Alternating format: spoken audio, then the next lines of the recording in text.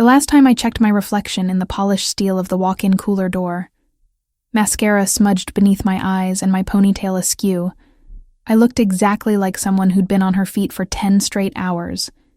It was 11:45 on a Friday night, and Marino's was finally beginning to empty.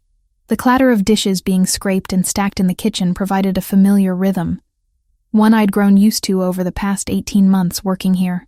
I was 25 years old and exhausted in a way that went deeper than sore muscles or tired eyes. Working as a waitress in Boston's North End wasn't what I'd imagined my life would look like when I'd started studying Italian and linguistics at Northeastern University. But tuition had become impossible after my mother died 3 years ago, leaving me with student loans and a grief so heavy I could barely function, let alone finish my degree. Now I lived in a cramped studio in Allston, rode the T to work, and counted my tips at the end of each shift with the kind of focus most people reserved for lottery tickets. $15 here, $20 there. Never quite sufficient. Always just shy of comfortable. Hannah, you're still on the floor?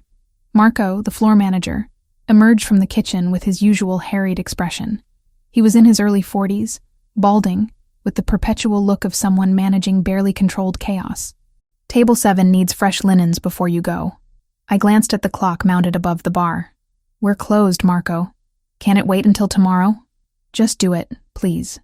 There was an edge to his voice I didn't recognize, a nervousness that made me pause. I grabbed a stack of crisp white linens from the supply closet and headed toward table 7, which sat in our main dining room beneath a reproduction of a Venetian canal scene. The restaurant had been decorated to evoke old-world Italy, all exposed brick and warm lighting, the kind of place that charged $35 for pasta and got away with it because tourists expected authenticity in the North End. I'd just finished smoothing down the tablecloth when the front door opened. My first thought was to tell whoever it was that we were closed.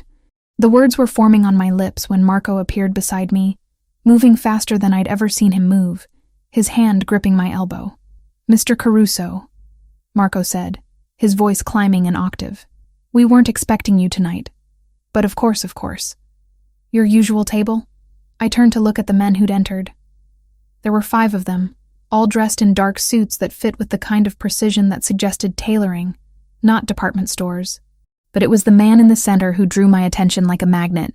He was tall, probably 6'1" or 6'2", with jet black hair styled away from his face. Even from across the room, I could see his eyes were dark, nearly black in the dim lighting, and his jawline looked sharp beneath carefully maintained stubble. He was maybe in his early 30s, and he carried himself with the kind of confidence that came from knowing every space he entered automatically belonged to him. Marco. His voice was low, measured, with the faintest trace of an accent I couldn't quite place. "The private room." Of course. Marco was practically vibrating with anxiety. He turned to me, fingers digging into my arm. "Hannah, you'll be serving them tonight." My stomach sank. "Marco, I've been here since 1 o'clock this afternoon. Can't Jessica?" Jessica called out sick. His eyes were pleading now, desperate. "Please, Hannah, these are very important guests. Very important." I looked back at the men, who were already moving toward the private dining room at the rear of the restaurant. The one Marco had called Mr. Caruso glanced back over his shoulder, and for just a moment, his eyes met mine. It felt like being assessed, catalogued, and dismissed all in the space of a heartbeat. "Fine," I muttered, grabbing my order pad from my apron pocket. "But I'm charging overtime." Marco was already pushing me toward the private room. "Whatever you want, just don't mess this up." The private dining room was smaller than the main space, with room for a single round table that could seat 8. Crystal glasses were already set out, and someone had dimmed the overhead lighting to create an atmosphere of intimacy and discretion. The 5 men were settling into their seats, removing suit jackets and draping them over chairbacks. I took a breath, smoothed down my black skirt, and pushed through the door. "Good evening, gentlemen." My voice came out steadier than I felt. "Can I start you with something to drink?" 4 of the men barely glanced at me. They were older, probably in their 40s or 50s, with faces that suggested they'd spent years perfecting the art of looking intimidating. But Mr. Caruso, seated at what I instinctively recognized as the head position despite the round table, leaned back in his chair, and studied me with an intensity that made my skin prickle. "Scotch," one of the older men said. "Neat. I'll have the same," another added. "Red wine," a third man said. "Whatever you'd recommend." I scribbled the orders, working my way around the table until I reached Mr. Caruso. He hadn't spoken yet, and I found myself oddly nervous to meet his gaze directly. "And for you, sir?" "Bourbon. Woodford Reserve, if you have it." He paused. "On the rocks." I nodded, writing it down, and turned to leave when his voice stopped me. "What's your name?" I glanced back, caught off guard by the directness of the question. "Hannah, sir." He nodded once, as if filing the information away for future reference. "Thank you, Hannah." The way he said my name made it sound like he was tasting it, trying it out. I pushed through the door quickly, needing distance from those dark eyes and the strange tension that had settled over my shoulders like a weight. In the bar area, I relayed the drink orders to Tony, our bartender, who raised an eyebrow. "Caruso's here? You know him?" Tony poured scotch into 2 glasses with practiced efficiency. "Everyone who works in the North End knows about the Carusos. Old family, very old money, and very connected, if you know what I mean." I didn't, not really. But the way Tony said it suggested I shouldn't ask for clarification. I loaded the drinks onto a tray and carried them back to the private room, focusing on keeping my hands steady. The men had begun talking in low voices when I entered, but they fell silent as I approached. I distributed the drinks methodically, saving Mr. Caruso for last. When I set his bourbon in front of him, my sleeve caught on the edge of the glass, and it tilted dangerously. His hand shot out, faster than I would have thought possible, steadying both the glass and my wrist in one smooth motion. His fingers were warm against my skin, and I felt my breath catch. "Careful," he said softly. "That's a $60 pour." "I'm sorry," I stammered, pulling my hand back. "I'll be more careful." He released me, and I stepped back, hyper-aware of the way the other men were watching the interaction. One of them, a heavy-set man with silver in his hair, smirked. "Gabriel, I didn't know you'd gone soft. Time was, someone spilled your drink, they'd leave here missing fingers." Gabriel. So that was his first name. Gabriel Caruso. Gabriel's expression didn't change, but something cold flickered behind his eyes. "Times change, Vincent. We're civilized now." The way he said civilized made it sound like a joke, or possibly a threat. I couldn't tell which. "Are you ready to order, or would you like a few minutes with the menu?" I asked, desperate to fill the silence. "Give us 15 minutes, Gabriel said, his attention already shifting away from me, back to the men at the table. "And bring us the antipasto plate."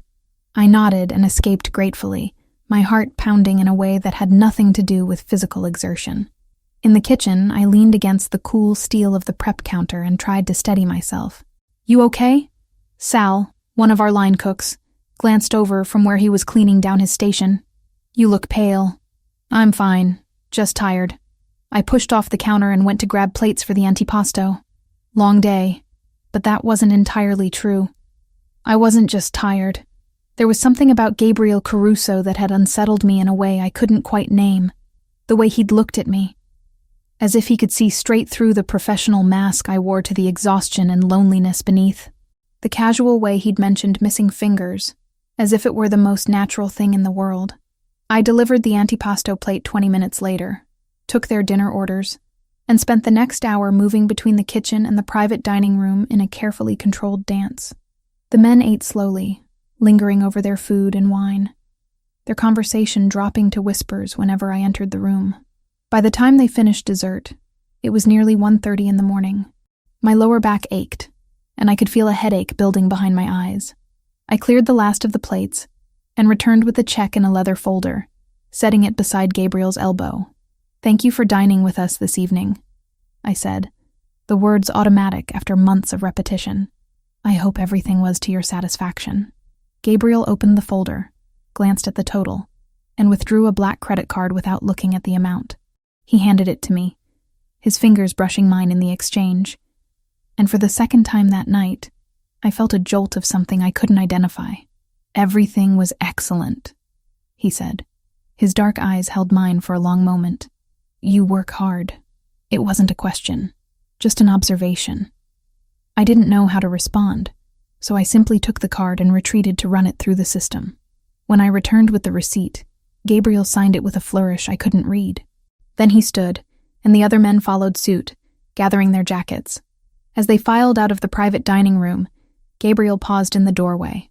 I was collecting water glasses, and I nearly dropped one when I realized he was standing just inches away.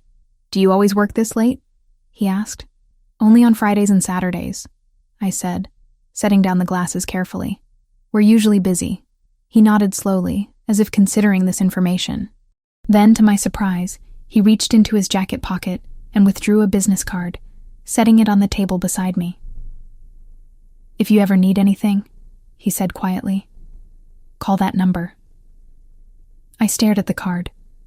It was cream-colored, expensive-looking, with nothing on it but a phone number embossed in gold. I don't understand, I began, but when I looked up, he was already gone. I picked up the card, turning it over in my fingers. The back was blank. No name, no title, no indication of what kind of business this number might connect to. Just 10 digits, and a sense of something unspoken hanging in the air. Marco appeared in the doorway, looking relieved.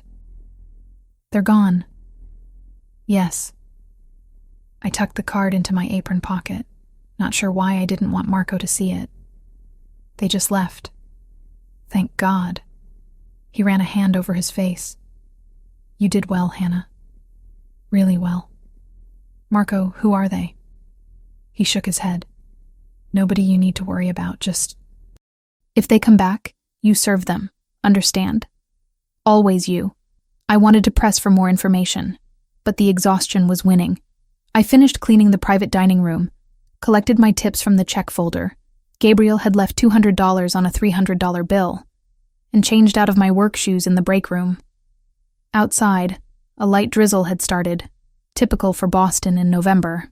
I pulled my thin jacket tighter and began the 15-minute walk to the T-station, my thoughts circling back to Gabriel Caruso and his unsettling presence. I'd almost reached the corner when I realized I was being followed. It wasn't anything obvious, just the sense of footsteps matching my pace half a block behind. I quickened my step, and so did whoever was behind me. My heart rate spiked, and I clutched my purse tighter, wishing I'd taken an Uber despite the expense. A hand caught my elbow, and I spun around, ready to scream. It was one of the men from the restaurant, the heavy-set one Gabriel had called Vincent. Up close, he looked less intimidating and more tired, with deep lines around his eyes. Miss Hannah, he said, releasing my arm immediately when he saw my alarm. I'm sorry to startle you. Mr. Caruso sent me to make sure you got home safely. I stepped back, putting distance between us. That's not necessary. Perhaps not. He gestured to a black SUV idling at the curb. But he insisted. Please, I'll drive you wherever you need to go. Every instinct I had screamed that getting into a car with a stranger was a terrible idea. I pulled out my phone on instinct, thumb hovering over Marco's name as I typed out a quick text with the cross streets and a vague description of the SUV. Some thin illusion of control, a breadcrumb trail in case this went bad. It wasn't much, but it was enough to make stepping toward the open door feel slightly less like volunteering for a cautionary tale.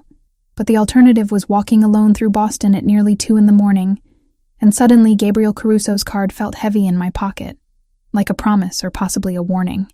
I made my decision, though I wasn't sure it was the right one. Fine, I said, moving toward the SUV. But just to the T-station. Vincent opened the back door for me. Of course. Wherever you'd like.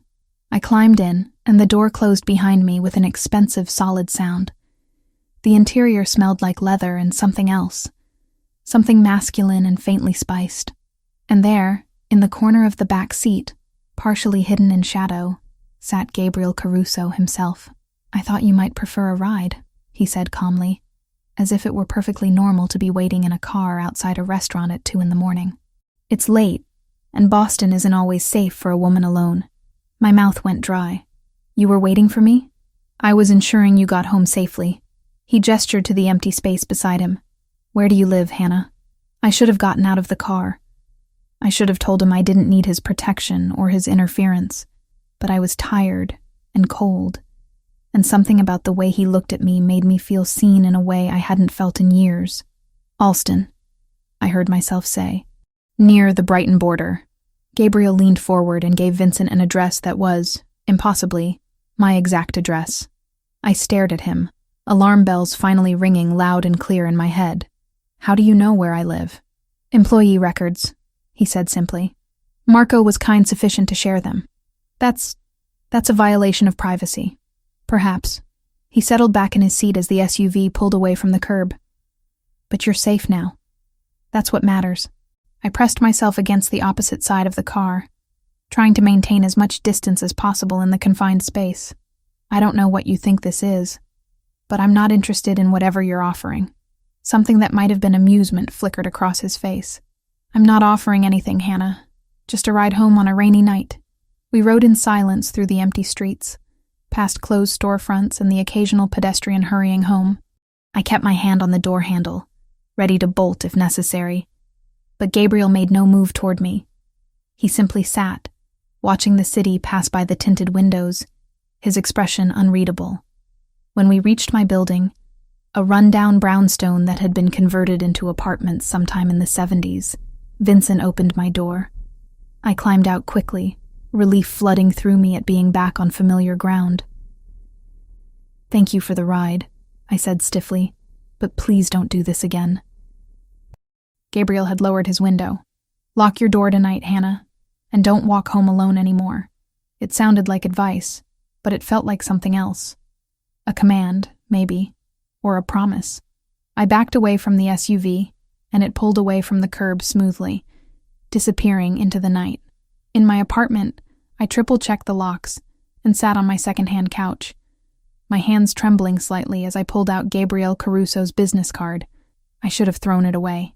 Instead, I placed it on my coffee table and stared at it, wondering what I'd just gotten myself into and whether I'd made a terrible mistake in accepting his ride.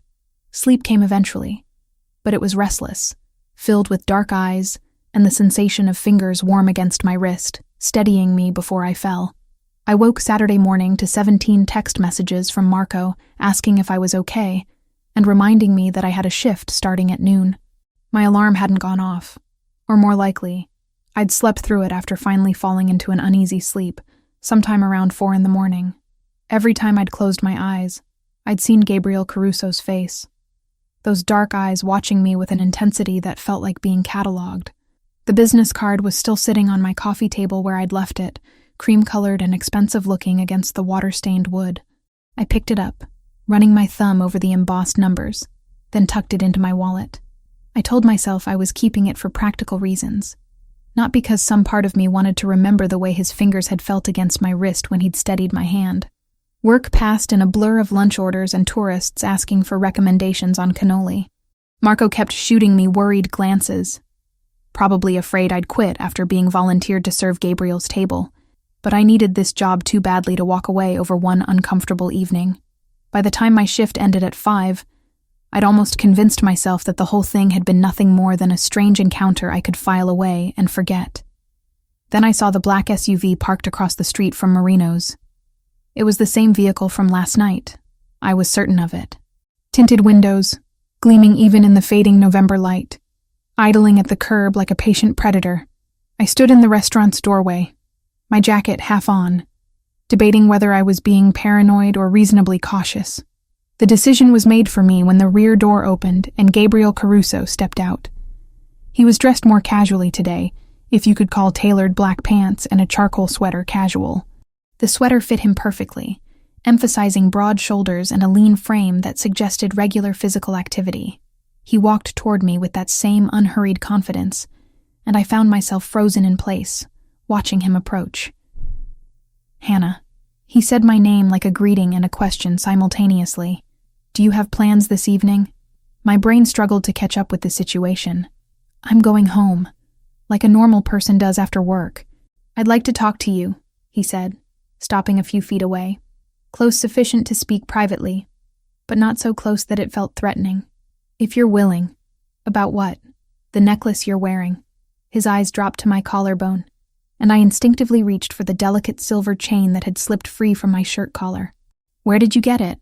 I'd bought the necklace 6 months ago from a thrift store in Jamaica Plain, drawn to the small silver lily pendant that hung from the chain. It had cost $15, a splurge I couldn't really afford, but something about it had felt right. I wore it every day, tucked beneath my uniform at work, a small piece of beauty in an otherwise utilitarian wardrobe. "I bought it," I said, defensive without quite knowing why. "From a second-hand store." "Why does it matter?" Something crossed his face then, an expression so raw and unguarded that it made my chest constrict. Pain, I realized. Deep, visceral pain that he couldn't quite hide. "That necklace belonged to my sister," he said quietly. "She died 4 years ago." The words hung in the air between us, heavy with grief and something else I couldn't identify. I touched the pendant again, feeling the cool metal against my fingers. "I'm sorry," I said, and meant it. "I didn't know. I can give it back to you if you want." "Not here."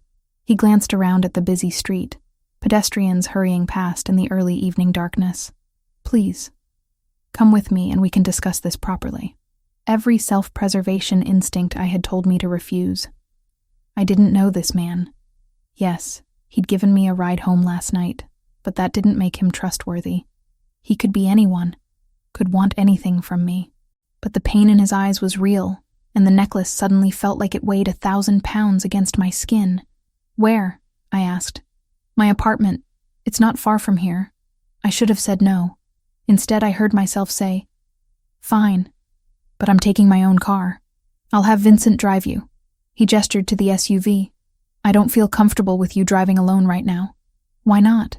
He hesitated, choosing his words carefully. "Because you're wearing something that connects you to me, and that makes you vulnerable." "Please, Hannah, trust me on this." I didn't trust him, not really. But I got into the SUV anyway, and Gabriel slid in beside me. Vincent, who I now recognized as the heavy-set man from last night, pulled away from the curb without a word. We drove through the city in silence, past the familiar streets of the North End and into the Seaport District, where old warehouses had been converted into luxury condominiums with harbor views. The SUV pulled up in front of a modern glass and steel building that probably had its own concierge service.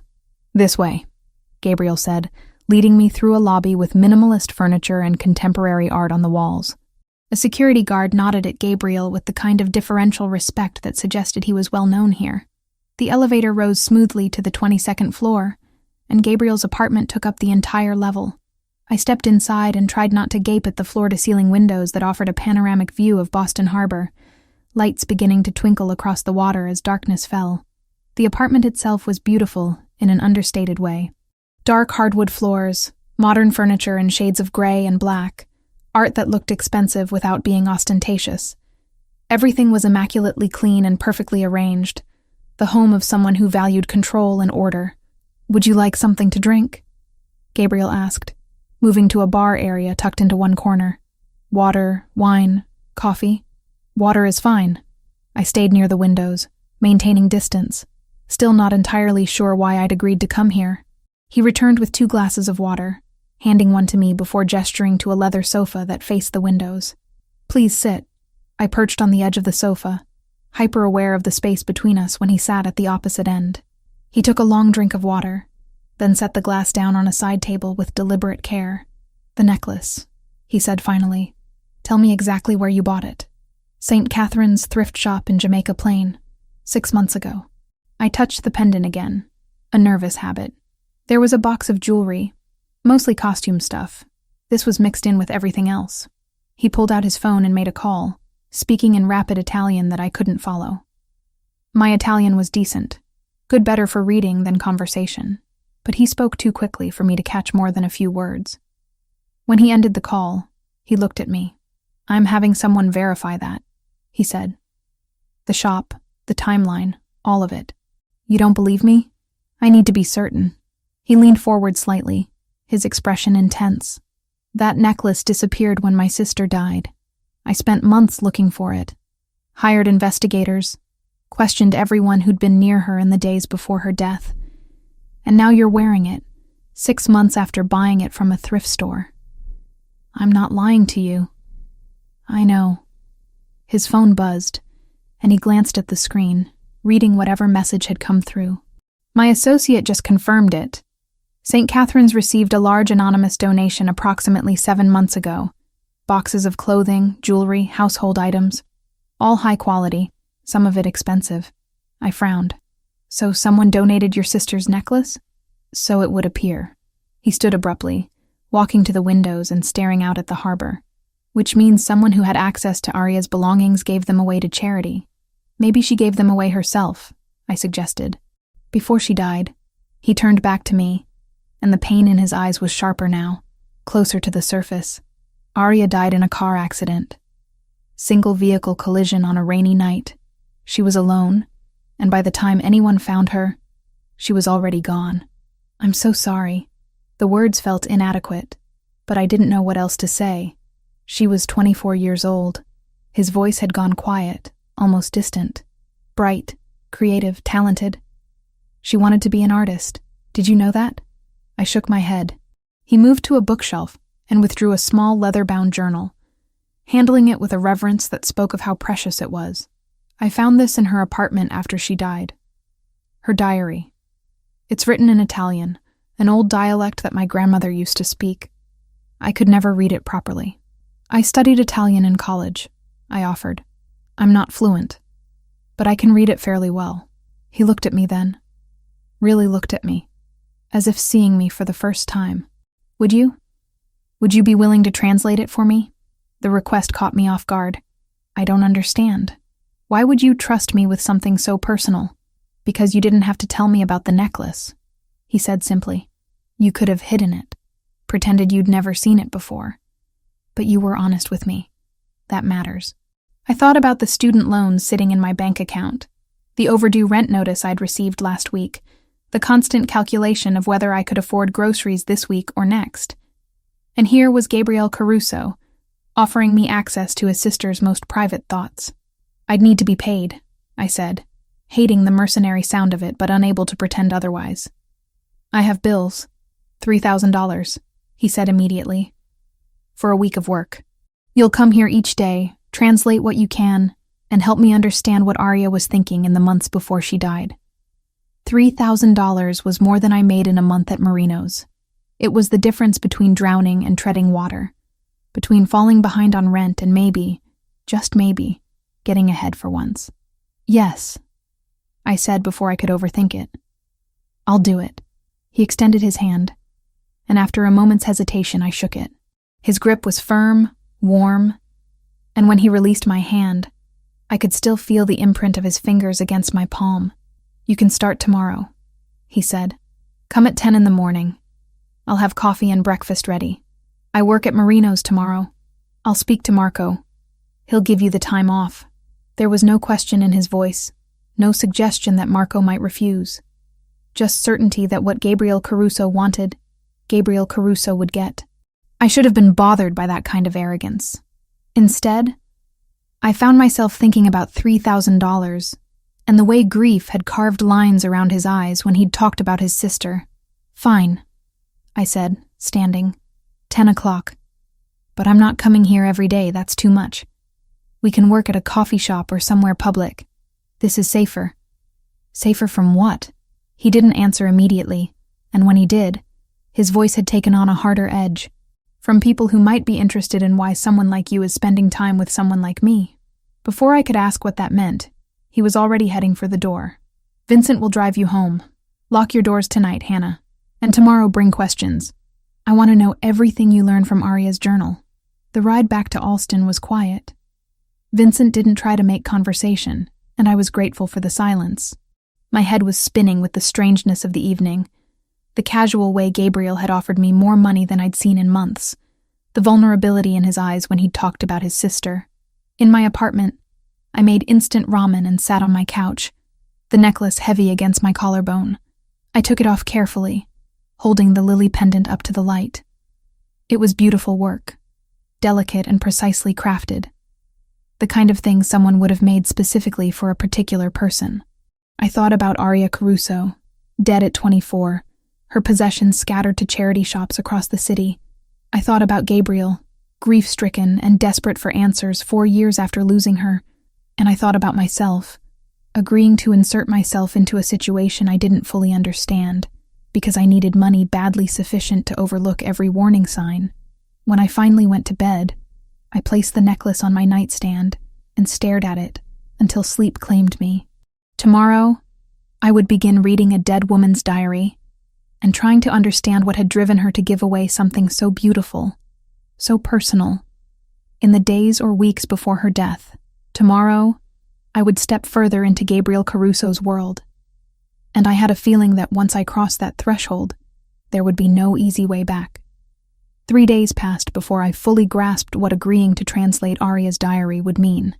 Marco had been surprisingly accommodating when Gabriel called, granting me an entire week off without hesitation or questions. That alone should have told me something about Gabriel's reach in the North End, about how much influence he wielded with a single phone call. On Sunday morning, I arrived at Gabriel's apartment building at exactly 10 o'clock, clutching my bag and feeling absurdly nervous. The security guard recognized me from my previous visit and waved me through without checking identification, which was both convenient and unsettling. Gabriel opened his apartment door, wearing dark jeans and a navy Henley that made him look more approachable than the suited figure I'd served at Marino's. His hair was slightly damp, as if he'd recently showered, and the scent of coffee drifted from somewhere deeper in the apartment.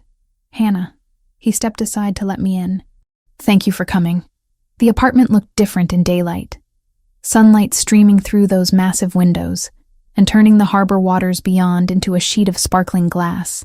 He'd set up a workspace on the dining table, which I hadn't noticed during my previous visit. Aria's diary sat in the center, alongside a laptop, several notebooks, and 2 steaming mugs of coffee. "I wasn't sure how you took your coffee," he said, gesturing to a small station on the counter where cream and sugar waited. "Help yourself."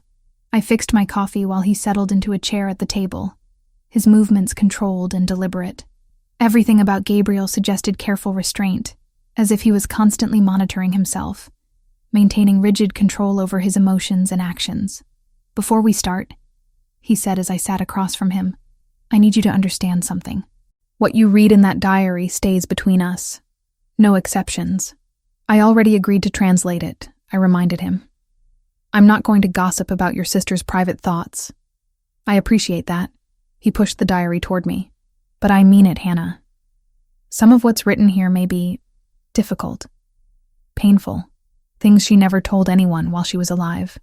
I opened the diary carefully, noting the worn leather cover and yellowed pages. The handwriting inside was elegant, but hurried in places, as if thoughts had tumbled out faster than the pen could capture them. The date on the first entry was from about 8 months before Aria's death. "The dialect," I said, scanning the first few lines. "It's definitely Abruzzese. My Italian professor in college was from that region. I should be able to work through it. But some phrases might take time. Take all the time you need." I spent the first hour working through the initial entries, which were mostly mundane observations about Aria's daily life. She'd been taking art classes at the Museum of Fine Arts, working part-time at a gallery in the South End, trying to build a portfolio. Her writing revealed someone thoughtful and sensitive, aware of beauty and small details most people overlooked. Gabriel worked on his laptop while I translated, occasionally taking phone calls in Italian and stepping onto the balcony for privacy. I tried not to listen, but his voice carried through the glass, low and authoritative as he discussed what sounded like business matters. "This entry," I said, breaking the comfortable silence that had settled between us. "From 6 months before she died. She writes about feeling trapped." Gabriel's attention snapped to me immediately. "Trapped how?" I read aloud, translating as I went. "I love my family, but sometimes I feel like I'm suffocating in their expectations. Papa wants me to marry someone from the right family, to produce grandchildren who will carry on the Caruso name. Gabriel tries to protect me, but he doesn't understand that his protection feels like a different kind of cage. I want to paint. I want to create. I want to be more than just someone's daughter or sister." Gabriel's jaw tightened, and he looked away toward the windows. "Keep reading." The next several hours passed in cycles of translation and silence. I would read passages aloud, and Gabriel would absorb them with an expression that grew increasingly pained. Arya had been struggling, that much was clear. She'd felt stifled by family obligations, frustrated by her father's controlling nature, desperate for independence that seemed always just out of reach. She mentioned someone, I said around 2 p.m, when Gabriel had insisted we break for lunch. He'd ordered food from somewhere, containers of pasta and salad spread across the table. She refers to him only as L. Do you know who that might be? Gabriel's fork paused halfway to his mouth. No. Arya never mentioned anyone to me. Not romantically. It's subtle at first. Little references to someone who makes her feel understood, who sees her as an artist rather than a Caruso. I flipped through several pages. But here, about 4 months before her death, she writes more directly. Elle told me today that I have real talent, that my work deserves to be seen. When I'm with him, I forget about Papa's disapproval and Gabriel's worried glances. I forget about the weight of our last name. He makes me feel free. Free. Gabriel repeated, the word heavy with irony. She wanted freedom, and I never gave it to her. You were protecting her, I said, though I wasn't sure why I felt compelled to defend him. That's what older siblings do. Is it protection if it makes the person you love feel like a prisoner? He set down his fork. Keep going. I need to know who this Elle was. The afternoon revealed more pieces of the puzzle. Arya had been meeting Elle secretly, stealing away from family obligations to spend time with someone who clearly meant a great deal to her. Her writing grew lighter when she mentioned him, more hopeful. She'd been planning something. That much became clear, though the exact details remained vague. This entry is from 3 weeks before her death, I said, as the sun began to set outside the windows. She writes, I told Elle about my plan today. He was scared, said it was too dangerous, that Papa would never forgive me. But I can't keep living this half-life, pretending to be satisfied with charitable work and gallery openings when what I really want is to paint, to travel, to exist as myself, rather than as a Caruso. Elle said he would support whatever decision I made, even if it meant losing me. That's how I know he really loves me. What plan? Gabriel leaned forward. What was she going to do? She doesn't specify. Not in this entry. I turned the page carefully, but she mentions donations. Getting rid of things she won't need anymore. Understanding dawned on Gabriel's face. The jewelry, the clothes. She was preparing to leave. It looks that way. He stood abruptly, walking to the windows and bracing his hands against the glass. She was going to disappear. Start over somewhere new, away from the family, away from everything we represented. Gabriel, and I never saw it. His voice was tight with controlled emotion. I thought I knew her. I thought we were close. But she was planning to abandon everything, and I was completely blind to it. I closed the diary carefully, giving him space to process. The silence stretched between us, broken only by the distant sound of boats in the harbor below. When he finally turned back to me, his eyes were red-rimmed but dry. I need to know who Elle was, he said. If Arya trusted him with her plan, he might know what happened that night. Why she was driving alone on a rainy road when she should have been at a family dinner. I can keep translating, I offered. There are still several entries left. Tomorrow.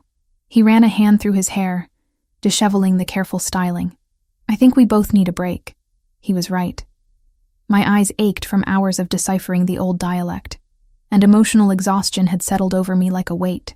Reading Arya's words, feeling her desperation for freedom and her hope for a different life, had been more draining than I'd expected. Vincent will drive you home, Gabriel said, already pulling out his phone. Same time tomorrow? I'll be here. He walked me to the door, and for a moment, we stood close enough that I could feel the warmth radiating from him. Thank you, Hannah, for doing this, for helping me understand her. You loved her very much, I said softly.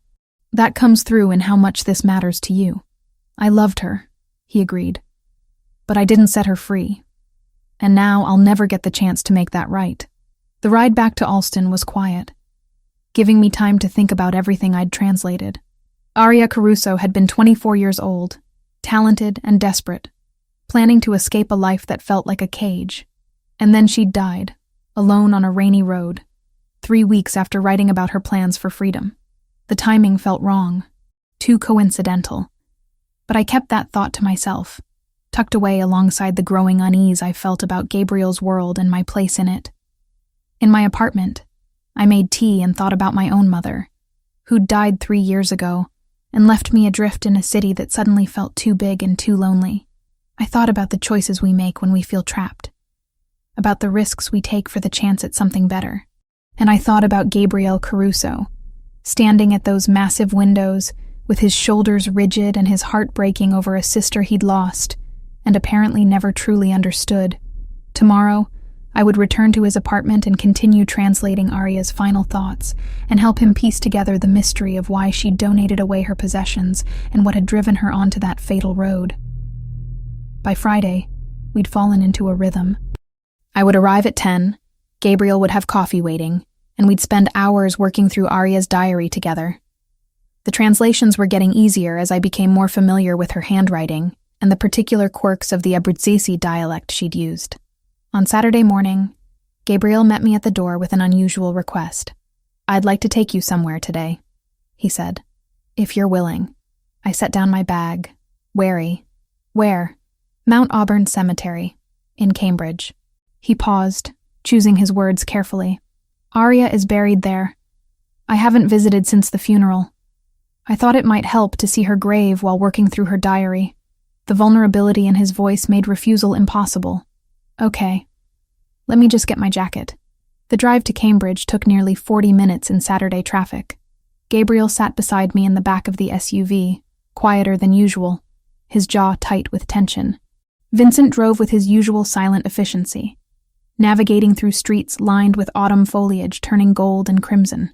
Mount Auburn Cemetery was beautiful in a melancholy way, rolling hills covered with monuments and old trees.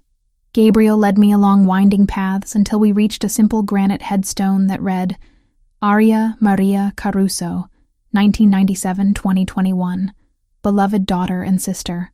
He stood before the grave for a long moment, hands in his pockets, shoulders rigid. I stayed back, giving him privacy, watching leaves drift down from nearby maples. "I'm sorry, Ari," he said finally, his voice low. "I should have seen what you needed.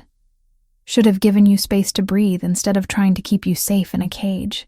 The rawness of his grief hit me like a physical force.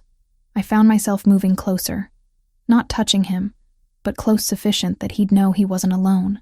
"She knew you loved her," I said quietly. "That comes through in everything she wrote."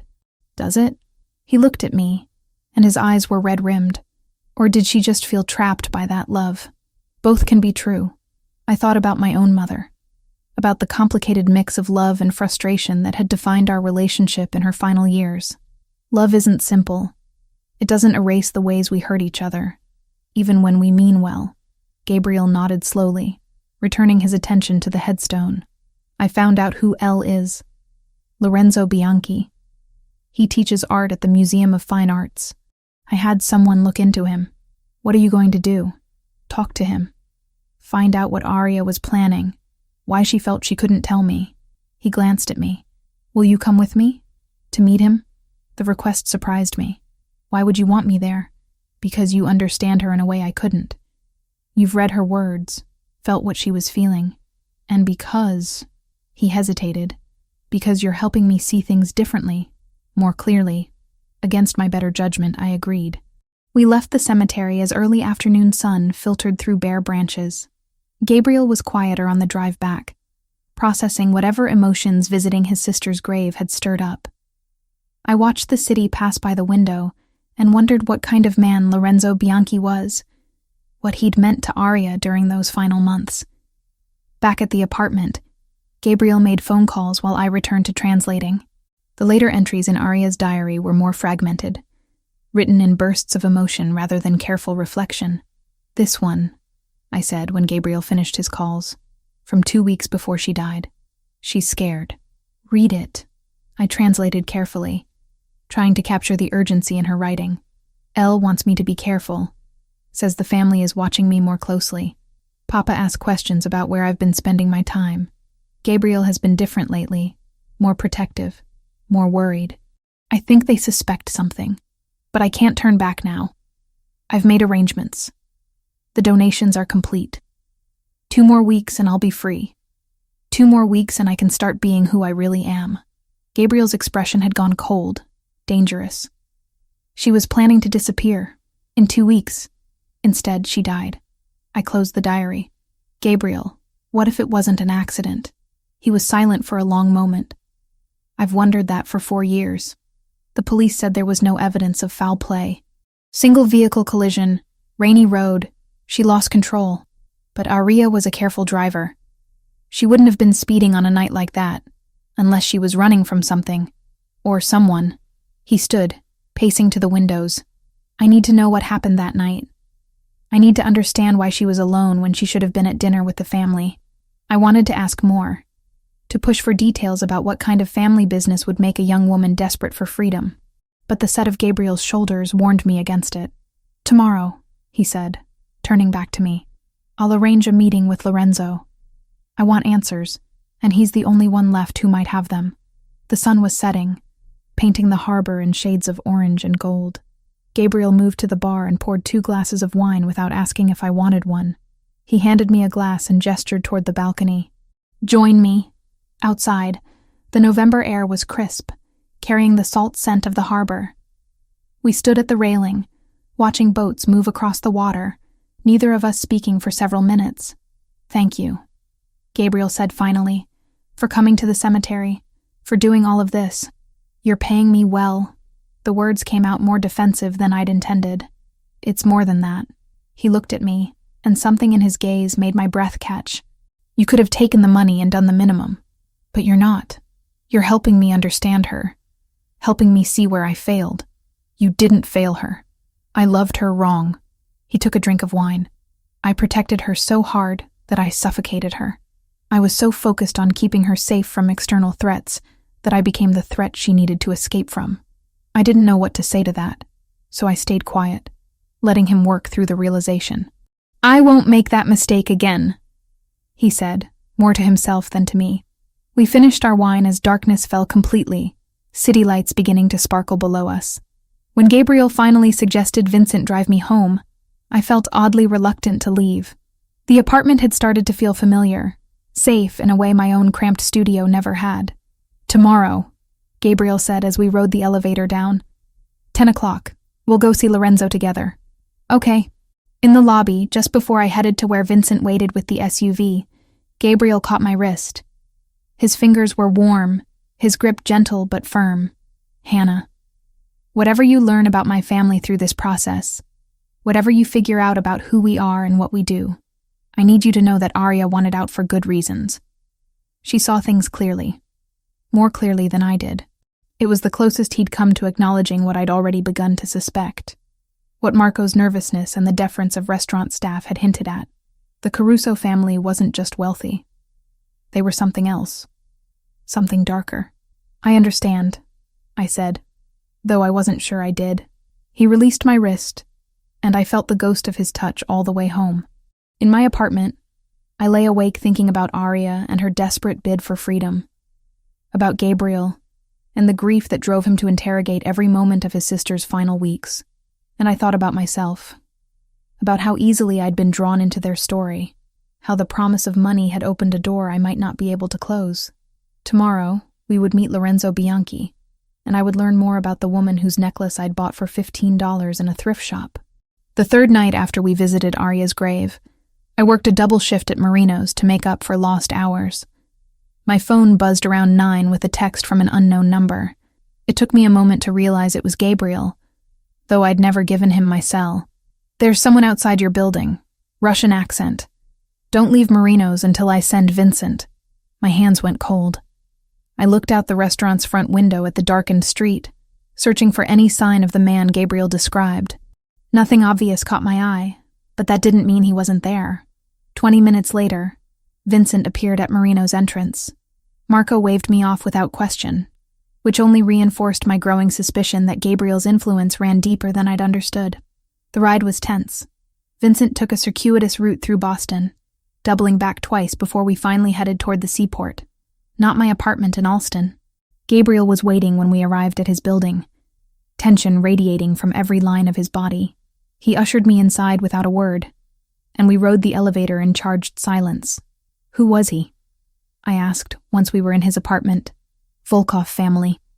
Russian operation that's been trying to expand into territory I control. Gabriel poured himself bourbon, then offered me one. I accepted. They've noticed you've been spending time here.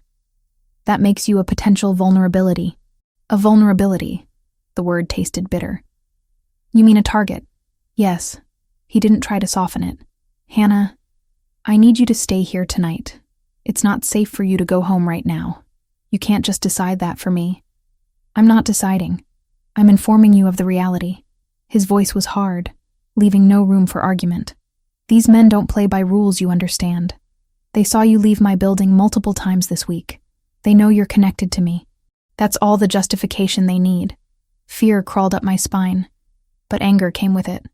This is exactly what Arya was running from, isn't it? This life where people become chess pieces in someone else's game? Gabriel's jaw tightened. Yes, and she died trying to escape it. The implication hung heavy between us. I could run like Arya had tried to, or I could accept Gabriel's protection. Neither option felt like a real choice. Fine, I said finally. One night. But we're having a conversation about this in the morning. He showed me to a guest room I hadn't seen before, tastefully decorated in shades of cream and gray. Everything I might need had been laid out, from toiletries to a set of sleep clothes that looked suspiciously like they'd fit me. You planned this, I said, holding up the pajamas. I hoped I wouldn't need to. He paused in the doorway. Lock the door if it makes you feel safer. I'll be in my room at the end of the hall. I did lock the door, then sat on the edge of the bed, trying to process what had just happened. In the span of a week, I'd gone from serving Gabriel at a restaurant to translating his dead sister's diary to hiding in his apartment from Russian mobsters who apparently saw me as leverage. Sleep came in fits, interrupted by unfamiliar sounds and the persistent awareness that Gabriel was just down the hall. Morning found me in the kitchen, attempting to make coffee in his complicated espresso machine. Gabriel emerged wearing sweatpants and a t-shirt, hair disheveled from sleep. It was the most casual I'd ever seen him, and somehow that made him more intimidating rather than less.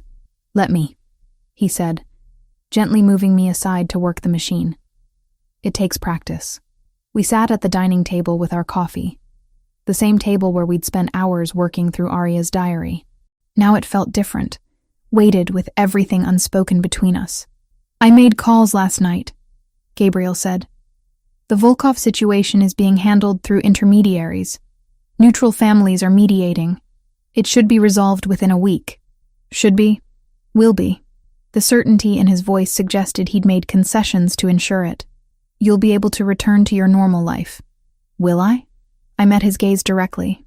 Gabriel, what exactly is your normal life? Because I'm starting to understand that restaurants and real estate aren't your primary business. He was quiet for a long moment, choosing his words with visible care.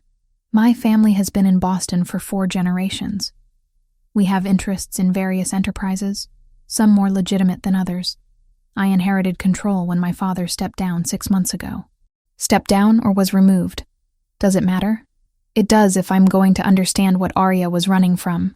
Gabriel stood, walking to the windows. Morning light painted the harbor in shades of gold. My father believed in old ways. Violence, intimidation, absolute control. Arya hated it. Hated what it made us, what it required of us. She wanted out, wanted to be just a normal woman who painted and lived quietly, but you wouldn't let her go. I thought I was protecting her. His reflection in the glass looked haunted. I thought keeping her close meant keeping her safe.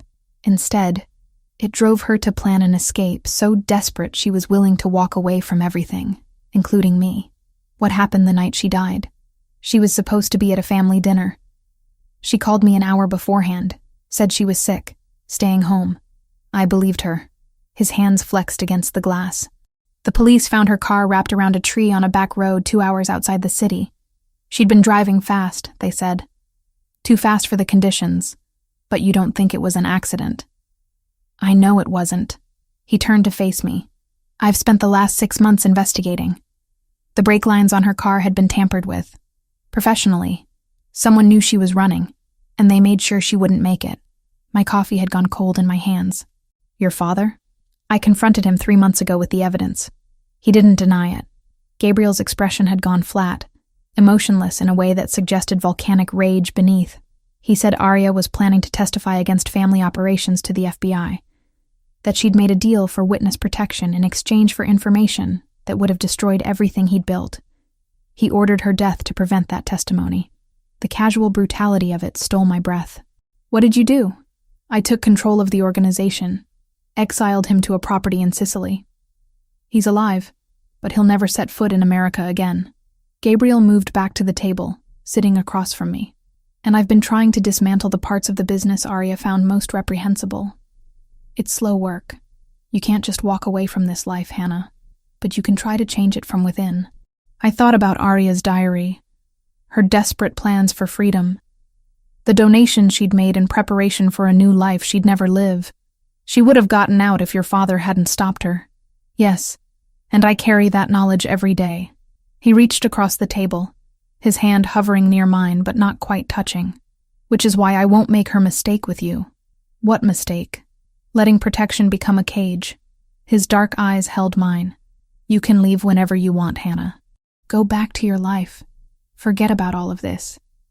I'll make sure the Volkov family understands you're off limits, that you mean nothing to me. You'll be safe. The lie in that last statement sat heavy between us. I didn't mean nothing to him. I'd seen too much in the past week to believe that. The way he looked at me, the careful consideration he showed for my comfort, the vulnerability he'd displayed while working through his grief over Arya. And if I don't want to leave? The words came out before I could stop them. Something dangerous flickered in his expression. Then you need to understand what staying means. It means being associated with me, with my family, with everything we represent. It means accepting a level of protection that will sometimes feel suffocating.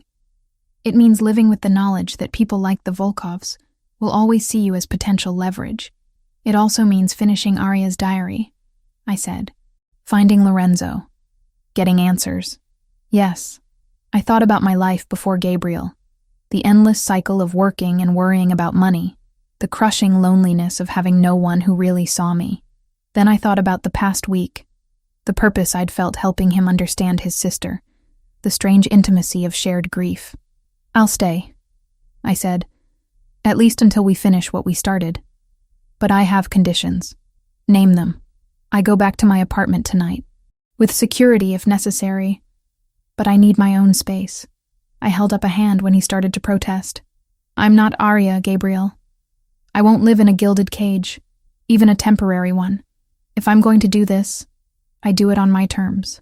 He studied me for a long moment, and I could see the war playing out behind his eyes, the instinct to protect warring with the lesson he'd learned from losing his sister.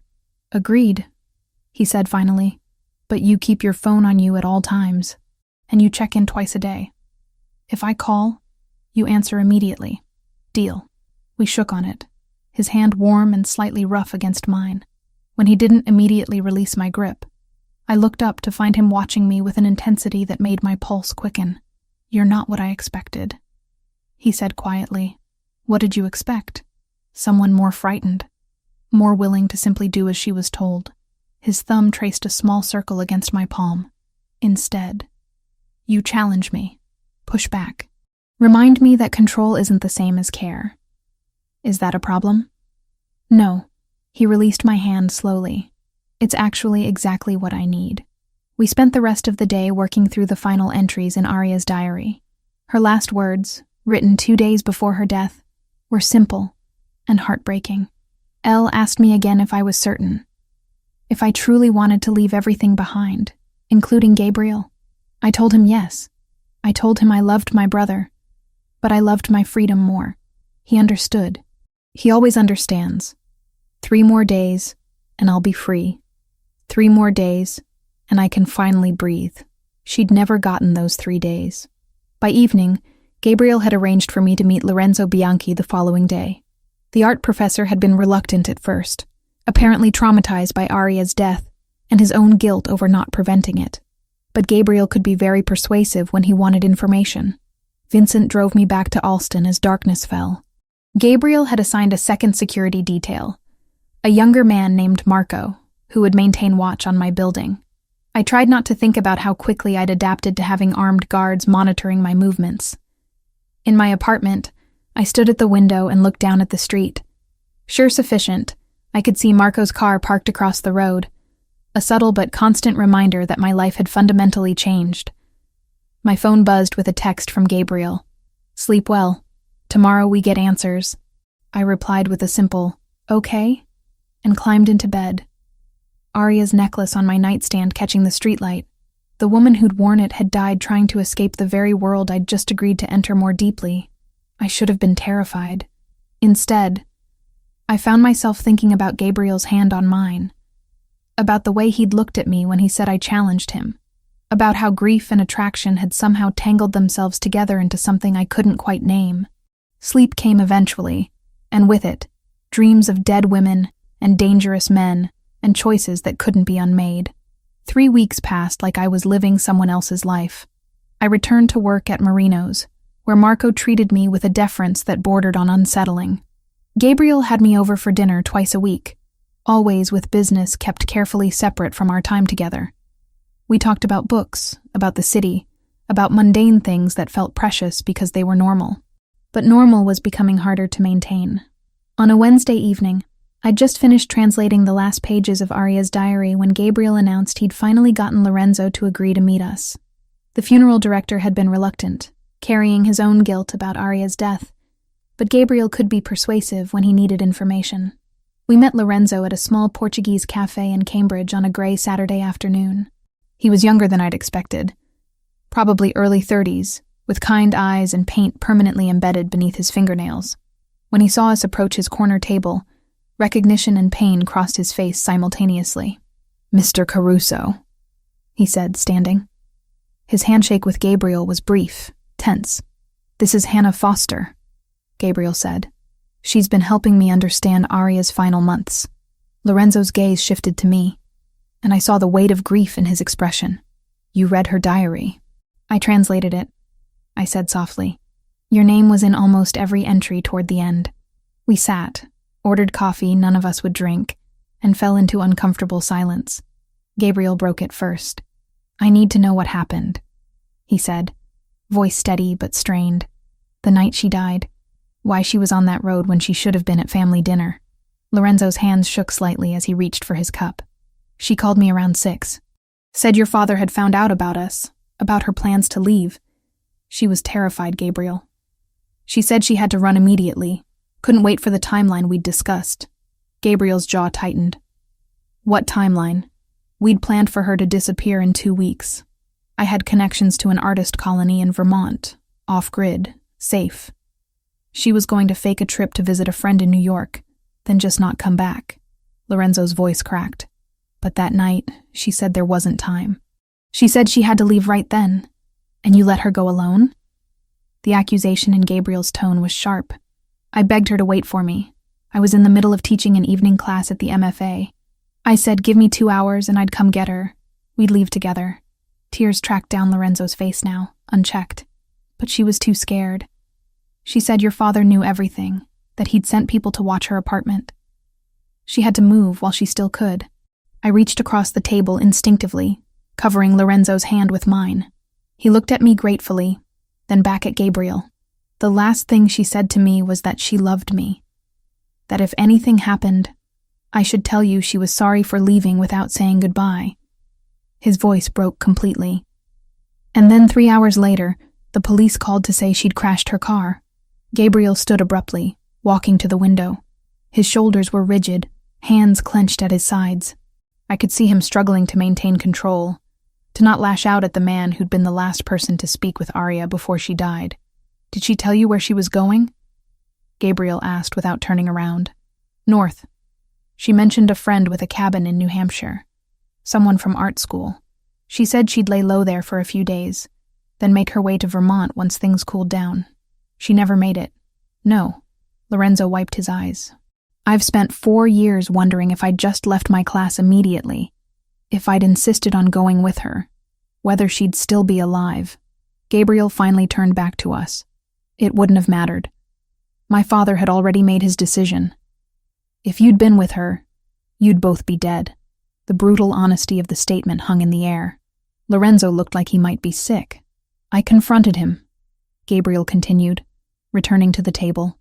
3 months ago, when I finally had proof about the brake lines, he said Arya was weak, that she would have destroyed everything our family built. He had no regrets. What did you do to him? Lorenzo asked, and there was fear in his voice now.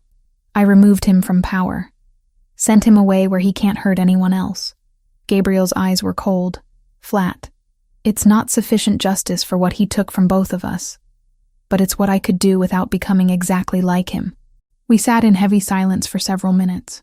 I thought about Arya's words in her diary, about her desperate need for freedom, about how love could become a cage regardless of good intentions. She talked about you, I said to Lorenzo, in her writing, about how you saw her as an artist, not just as a Caruso, how you made her feel like herself for the first time. He gave me a sad, broken smile. She was extraordinary. Her work was brilliant, original. She deserved to have the world see what she could create. I'd like to see it, Gabriel said quietly. Her paintings, if you still have any. I kept everything. Her canvases, her sketches, even the napkins she'd doodle on when we went to dinner. Lorenzo pulled out his phone, scrolling through images. I couldn't let go of her, even after she was gone.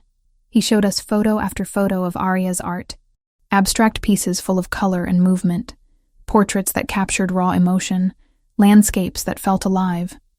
I glanced at Gabriel and saw tears running silently down his face as he looked at his sister's work, seeing her talent fully for the first time. Could we meet again? Gabriel asked when we'd gone through all the photos. Perhaps you could show me her actual paintings. I'd like to understand that part of her better. Lorenzo nodded. I'd like that. She loved you, you know. Even when she felt trapped by your protection, she never doubted that you loved her. After Lorenzo left, Gabriel and I sat in the cafe for another hour, both processing what we'd learned.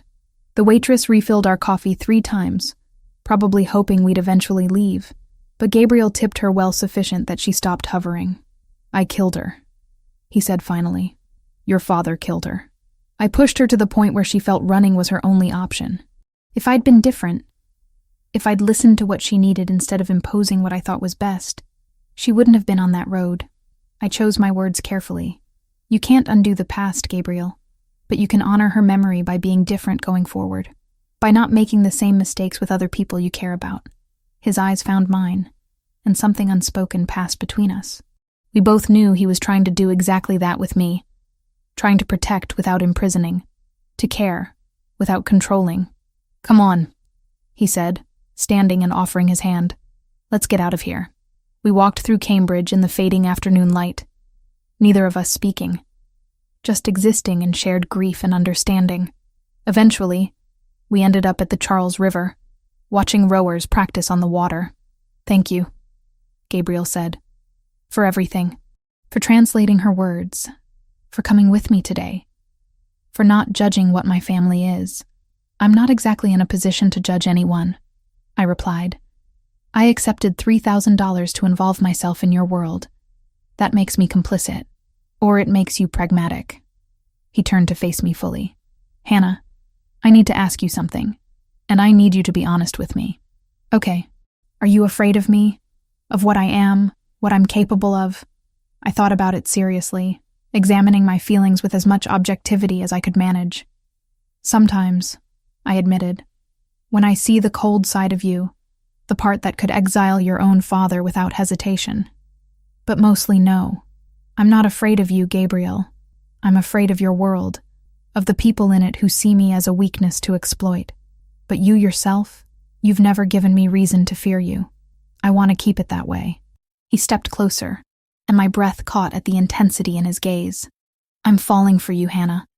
I have been since you first challenged me about taking my sister's necklace, and I need you to know that before this goes any further. My heart hammered against my ribs. Gabriel, you don't have to say anything. I just needed you to know where I stand. That this isn't just gratitude for helping me understand Arya. That you've become important to me in ways that have nothing to do with my sister or her diary." He was giving me space to respond, to accept or reject what he'd just offered. I thought about the past weeks, about how comfortable I'd become in his apartment, about how his protection had never once felt like control, about how I'd started looking forward to our dinners, to the way his guard came down when we were alone. "I'm not ready to put a name to what I feel," I said honestly, "but I think about you when we're apart. I feel safer with you than I ever have with anyone. And that terrifies me because I swore I'd never let anyone have that kind of power over me again." Again? I'd never told him about my mother's illness, about how watching her die had left me determined never to be vulnerable, never to need anyone. But standing there by the river, with Gabriel looking at me like I mattered more than territory, or power, or family legacy, the words came. When I finished, he pulled me into his arms, holding me while I cried for the first time in years about losing her. His embrace was warm, solid, and somehow both comforting and awakening at the same time. "I won't let anyone hurt you," he murmured against my hair. "Not the Volkovs, not anyone from my world. You have my word." I pulled back slightly to look up at him. That's exactly what Arya was running from. People who loved her but couldn't let her be free. "I know." He touched my face gently, his thumb brushing away tears. "Which is why I'm telling you right now. If you want to walk away from this, from me, you can. I'll make sure you're safe, and I'll let you go." It was the offer itself that made me certain of my answer.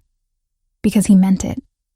Because unlike my ex or his father, or anyone else who'd claimed to love the people around them, Gabriel understood that love without choice wasn't love at all. "I'm not walking away," I said. "Not yet. Maybe not ever. But I need you to promise me something. Anything. If I ever tell you I need space, you give it to me. No arguments, no convincing me otherwise. My autonomy isn't negotiable, Gabriel. It's the price of having me in your life." Agreed. He said it without hesitation, and I believed him. We stayed by the river until darkness fell, talking about everything and nothing, building the foundation of whatever we were becoming. And when Vincent finally drove me home, Gabriel's kiss goodbye was gentle, tentative, full of promise and restraint. In my apartment, I sat with Arya's necklace in my hands, thinking about the woman who'd worn it, who'd died trying to claim her freedom. I'd promised myself I wouldn't become her, wouldn't let love trap me into a life I didn't choose. But maybe, just maybe, it was possible to love someone without losing yourself. Maybe Gabriel really was different, learning from his sister's death rather than repeating the patterns that had killed her. I'd know soon sufficient whether that hope was justified or just another beautiful lie I was telling myself. A month slid past in a strange new rhythm. I worked my shifts at Marino's, where Marco had promoted me to assistant manager with a raise that felt both earned and suspiciously timed with Gabriel's increased involvement. 3 nights a week, I had dinner with Gabriel at his apartment, cooking together in his pristine kitchen or ordering takeout and eating on the balcony, while harbor lights sparkled below. We didn't talk much about his business, but I could see changes happening. Vincent mentioned casually that Gabriel had shut down 2 operations in Southie, ones that dealt in substances Arya had written about despising. Phone calls that used to happen in rapid Italian now sometimes occurred in my presence, Gabriel making no effort to hide discussions about real estate acquisitions and restaurant expansions, legitimate ventures that seemed to be slowly replacing the darker aspects of his empire. On a crisp December evening, Gabriel picked me up from work personally rather than sending Vincent. This alone signaled something significant. "Where are we going?" I asked as he drove us through the city. "Lorenzo's studio in the South End. He's finally ready to show me Arya's paintings in person." Gabriel's hands were tight on the steering wheel. "I want you there, for support." The studio occupied the 2nd floor of a converted warehouse, all exposed brick and industrial lighting. Lorenzo greeted us at the door, looking nervous but determined. The space was crowded with canvases, some finished, others works in progress, but one entire wall was dedicated to Arya's pieces. I watched Gabriel's face as he took them in. He moved slowly from painting to painting, spending long minutes in front of each one. Some were abstract explosions of color that seemed to capture pure emotion. Others were more representational, Boston landmarks rendered in ways that made familiar places look alien and beautiful. But it was the self-portraits that held him longest. Aria had painted herself repeatedly in those final months, each version revealing something different. In some, she looked trapped, her face distorted behind what might have been glass or water. In others, she was radiant, free, surrounded by light. "This one," Gabriel said, stopping before a large canvas. "This was her last, wasn't it?" Lorenzo nodded. "She finished it 3 days before she died. She called it Breaking Surface." The painting showed a figure emerging from dark water into brilliant sunshine, arms reaching upward, face tilted toward light. The figure was unmistakably Aria, and the joy captured in that reaching motion was almost unbearable to witness. "She was so close," Gabriel said, his voice rough. "So close to getting out. She was free in the only way that mattered." Lorenzo said quietly. She'd made her choice. She'd taken action. Even if she didn't survive the attempt, she died pursuing her freedom rather than accepting her cage. That meant everything to her. Gabriel turned away from the painting, and I saw tears on his face for the second time since I'd known him. Lorenzo stepped forward, and the two men embraced, bound together by their shared loss and love for a woman who'd refused to be owned. "I want to buy them," Gabriel said when they separated. "All of her pieces. I'll pay whatever price you set." "I don't want your money," Lorenzo gestured around the studio, "but I do want her work to be seen. She deserved recognition while she lived. The least we can do is give it to her now." "A gallery," I said, the idea forming as I spoke. "What if you opened a gallery in her name, dedicated to emerging artists, people like Aria who have talent but need support and visibility?" Both men looked at me, and I felt suddenly self-conscious. "Hannah's right," Gabriel said slowly. "Aria would have loved that, using her legacy to help others avoid the isolation she felt." Lorenzo's face transformed. "I could run it. I have contacts in the art world, no young artists struggling for opportunities. We could host shows, provide studio space, maybe even offer grants. I'll fund it," Gabriel said immediately. "Whatever you need. Space, operating costs, the grants. Consider it done. With one condition," Lorenzo added. "We include some of your legitimate business ventures as sponsors. If you're serious about reforming what your family does, this could be part of that transformation. From criminal enterprise to cultural patronage." Gabriel smiled, a real one that reached his eyes. Aria would appreciate the irony, using Caruso money to create beauty instead of pain. We spent the next 2 hours planning, Lorenzo sketching out ideas, while Gabriel made phone calls to his property managers about available spaces in the South End. I watched them work together, two men who'd both loved Aria, finding purpose in honoring her memory. When we finally left, full dark had settled over the city. Gabriel drove us back toward the seaport, but took an unexpected turn. "There's something I want to show you," he said. We ended up at a largely abandoned pier in Charlestown, old warehouses looming against the night sky. Gabriel led me to the water's edge, where wooden pilings jutted from the harbor like broken teeth. "Aria used to come here to paint," he explained. "Lorenzo told me about it. She loved how the light hit the water at sunset, how the decay around her contrasted with the beauty of the view. I could see it, could imagine Aria setting up an easel here, capturing the industrial ruins and natural grace in equal measure. The water lapped against the pier, and city lights reflected in the dark surface. "The Volkov situation is resolved," Gabriel said abruptly. "The mediation worked. They've agreed to stay out of my territories, and I've ceded some holdings in East Boston that weren't critical to my operations. You're no longer a target, Hannah. You're safe." Relief washed through me, but it was complicated by the realization that my excuse for staying close to Gabriel had just evaporated. We'd finished translating Aria's diary. We'd met Lorenzo. We'd planned the gallery. The practical reasons for our continued association had ended. "What does that mean for us?" I asked. "That depends on what you want." He turned to face me fully, his expression open in a way I'd rarely seen. "I meant what I said by the Charles River. I'm in love with you, Hannah. Not because you helped me understand my sister, though I'm grateful for that, but because you challenge me to be better, because you see the worst parts of me and don't run, because when I'm with you, I feel like I'm becoming the person Arya wished I could be. My heart hammered so hard I could feel my pulse in my throat. Gabriel, I'm not asking you to say you love me back. I'm not asking for promises or commitments beyond what you're ready to give. He took my hands in his. I'm just asking if you want to keep doing this. Keep seeing each other. Keep building something together. Without the excuse of Arya's diary or Russian threats or any other external reason. Just because you want to. I thought about the past months, about how my life had transformed from lonely survival to something richer, more complicated. About how Gabriel made me feel seen and valued in ways no one ever had. About how he'd proven repeatedly that he could protect without imprisoning, care without controlling. I want to, I said, squeezing his hands. I'm not ready to say I love you yet.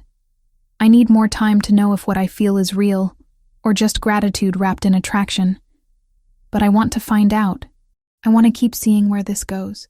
That's more than enough, he said, pulling me close. We'll take it slow.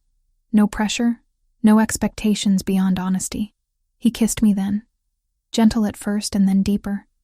4 years of his grief and my loneliness pouring into the connection.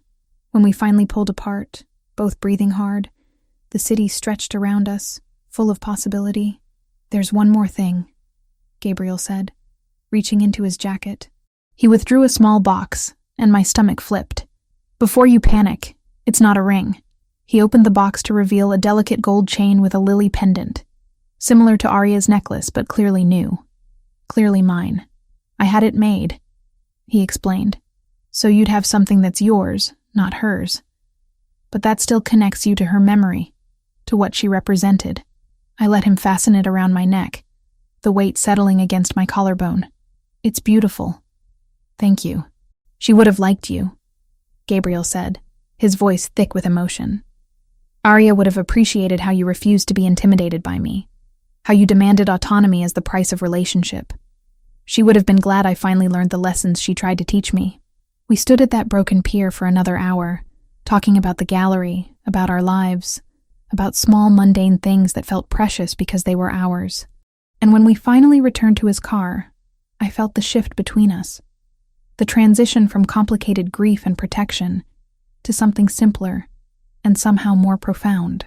Two people who'd found each other through tragedy, learning to build something new from the broken pieces left behind.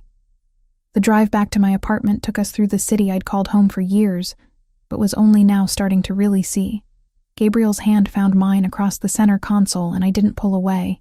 Marco mentioned you might be interested in managing Marinos, he said casually. If you want it, the position is yours. Better pay, real benefits, normal hours. For a second, I could see myself back behind Marino's bar on that first awful night, hands shaking as I tried not to drop a tray. The distance between that girl and the one standing here made my chest ache.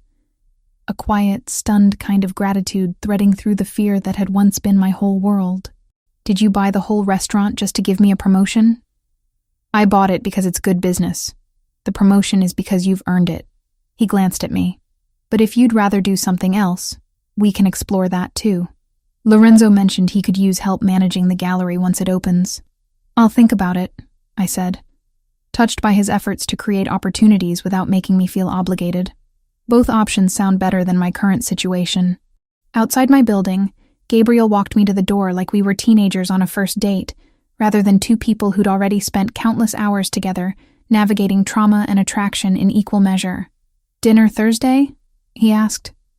I'll cook. That pasta dish you mentioned liking. I'd like that. He kissed me again, softer this time, a promise rather than a question. I watched him return to his car and drive away, one hand touching the new necklace at my throat. Inside my apartment, I sat with both necklaces, Arya's original silver and my new gold, thinking about legacies and second chances and the ways love could either trap or liberate, depending on how it was given. Gabriel Caruso wasn't perfect. His world was still dangerous, his past still violent, his future still uncertain. But he was trying to be different, to honor his sister's memory by becoming someone she would have been proud of. and I was choosing to see where that journey led, one careful step at a time, with eyes fully open to both the risks and possibilities. 3 months later, spring arrived in Boston with that particular quality of light that made everything look possible. I stood in what would soon be the Aria Caruso Gallery, watching construction workers put finishing touches on the space Lorenzo and Gabriel had transformed from a former textile warehouse into something beautiful. The gallery occupied a corner building in the Sowa district, all exposed brick and skylights that flooded the rooms with natural illumination. Aria's paintings would be displayed in the main exhibition hall, a permanent collection that visitors could view free of charge. The rest of the space would rotate shows featuring emerging artists, exactly the kind of support Aria herself had needed and never received. "What do you think?" Gabriel appeared beside me, paint dust on his expensive shirt from helping hang frames. Over the past months, I'd watched him become more comfortable with manual labor, with being present rather than delegating everything. "I think she would love it," I said honestly.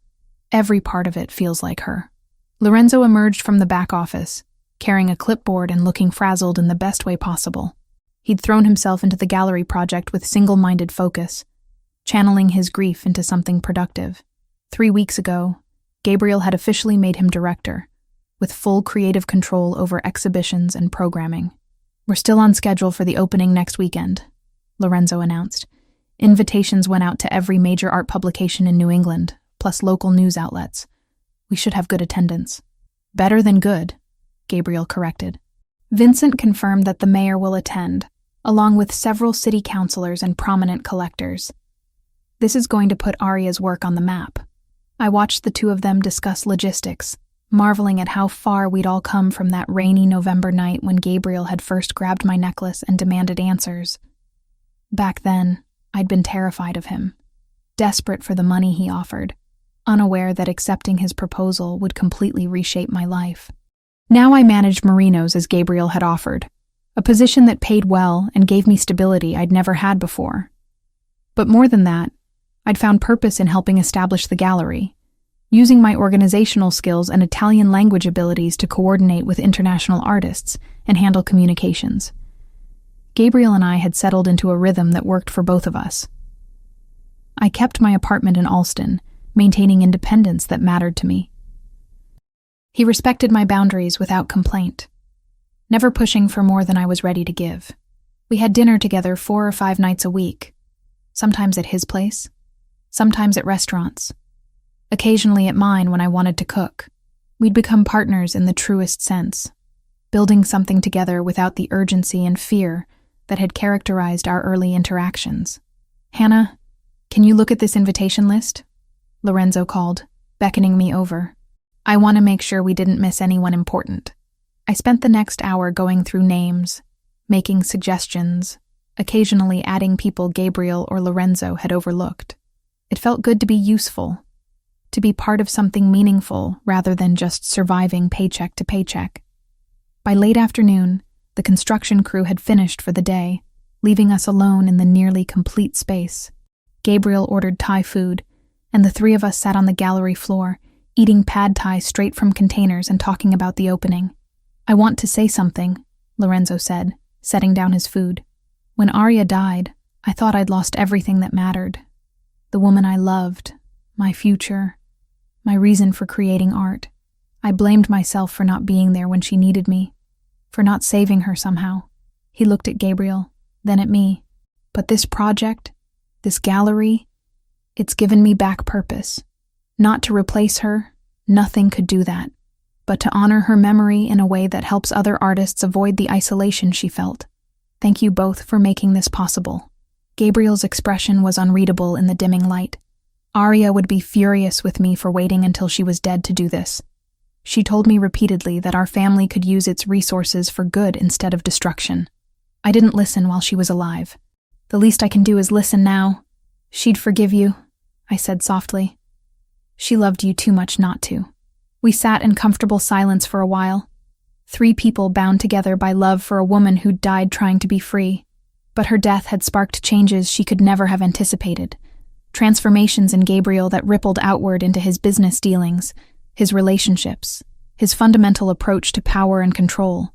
The week before the gallery opening, Gabriel took me to Mount Auburn Cemetery. We'd visited several times over the past months, and each trip felt less raw, more like communion with memory, rather than fresh grief. I had something made, Gabriel said, leading me to Aria's grave. A new bench sat beside her headstone. Simple wood and iron with a brass plaque that read, Aria Maria Caruso. Free finally. Loved always. It's perfect, I whispered, running my fingers over the inscription. I wanted people to have a place to sit with her, to rest while remembering. He settled onto the bench, patting the space beside him, and I wanted to bring you here before the opening, to ask you something important. My heart rate kicked up, but Gabriel must have seen the panic in my eyes because he quickly added, Not that. I'm not proposing, Hannah. I know you're not ready for that level of commitment, and I respect it. Then what? I want you to speak at the gallery opening, to tell the story of how you found Aria's necklace, how it led to translating her diary, to understanding who she really was.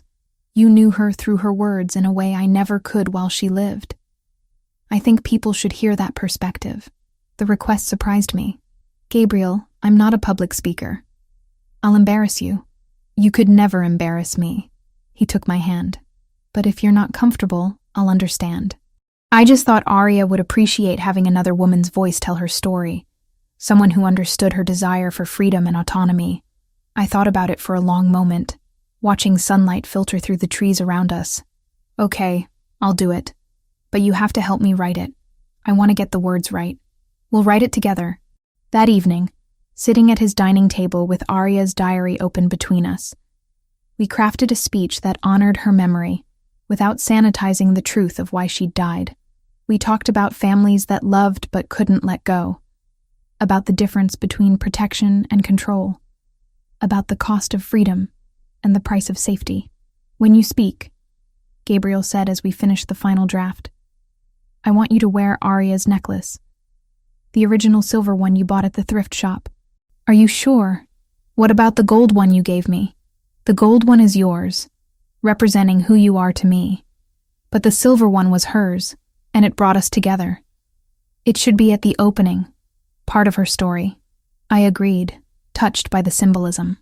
The gallery opening arrived on a perfect May evening, warm air carrying the scent of spring flowers from nearby parks. The space looked incredible. Aria's paintings lit dramatically against white walls, champagne flowing, people everywhere admiring her work. I stood near the entrance wearing a simple black dress, Aria's silver necklace at my throat, watching Gabriel move through the crowd. He'd invited his business associates, the legitimate ones at least, along with art world figures and city officials. It was a statement about the new direction he was taking, using Caruso influence for cultural benefit rather than criminal enterprise. Lorenzo gave the first speech, talking about Aria as an artist in person, about her talent and vision. Then it was my turn. I stepped to the microphone, looking out at dozens of faces. Gabriel stood in the back, Vincent beside him, both watching with encouraging expressions. 6 months ago, I began, my voice steadier than I felt. I bought a necklace at a thrift shop for $15. It was pretty and unusual, and I had no idea it once belonged to Aria Caruso. I wore it to work one night, and a man I'd never met before saw it and demanded to know where I'd gotten it. I told the story of that night at Marino's, of Gabriel's grief and desperation, of agreeing to translate Aria's diary. I talked about discovering a young woman who loved art and craved freedom, who felt trapped by family expectations and protective love that had become suffocating.